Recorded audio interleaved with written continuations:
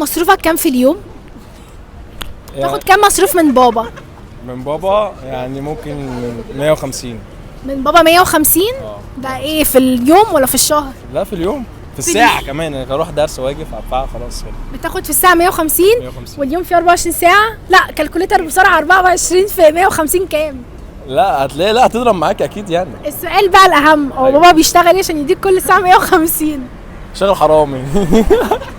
لا يشغلني معاه بقى، ما دام 150 كل ساعة يشغلني معاه. لا بس شغال عادي في محل.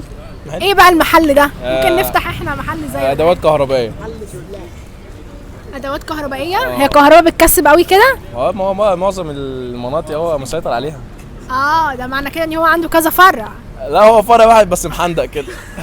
هو مش عايز يتحسد بس فبيقول لنا فرع واحد، تلاقي ابوه عنده 10 فروع ولا لا حاجه. والله مش لا 10 فروع. 150 كل 5 فروع.